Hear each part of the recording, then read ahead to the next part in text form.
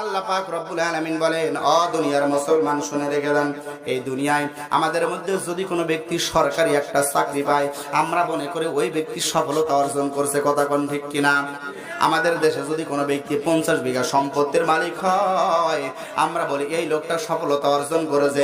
আমাদের মধ্যে যদি কোনো ব্যক্তি ব্যবসায় উন্নতি হয়, ব্যবসায় লাভ হয়, আমরা ওই ব্যক্তি সম্পর্কে বলি ওই ব্যক্তি সফলতা অর্জন করেছে। আমার আল্লাহ পাক রব্বুল আলামিন বলেন, লা, কখনোই নয় বান্দা, কখনোই নয়, ওই ব্যক্তি কোনোদিন সফলতা অর্জন করতে পারে নাই। আল্লাহ পাক রব্বুল আলামিন বলেন, আল্লাহ পাক রব্বুল আলামিন কালামুল্লাহ শরীফের মধ্যে আপনার 59 নাম্বার সূরাতুল হাসরের 20 নাম্বার আয়াতের মধ্যে আল্লাহ পাক রব্বুল আলামিন বলেন, দুনিয়ায় সফল কান্ত ওই ব্যক্তি হবে। আল্লাহ রব্বুল আলামিন বলেন, লা ইয়াস্তাউই আসহাবুন নারি ওয়া আসহাবুল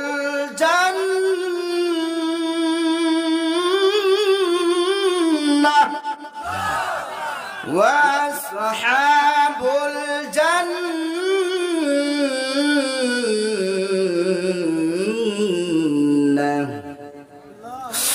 أصحاب الجنة هم الفائزون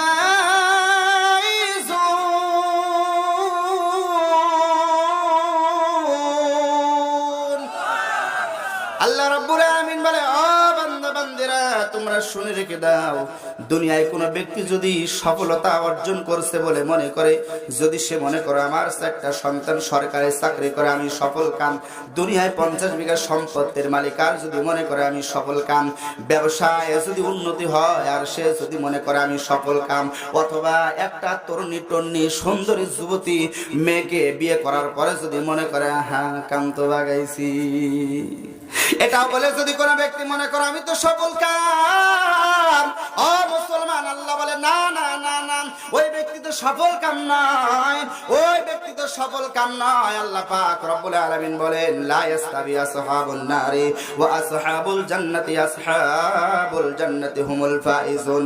আল্লাহ পাক রব্বুল আলামিন বলে, সফলতা তো তারাই অর্জন করেছে যে ব্যক্তিরা জান্নাতবাসী হয়ে গেছে।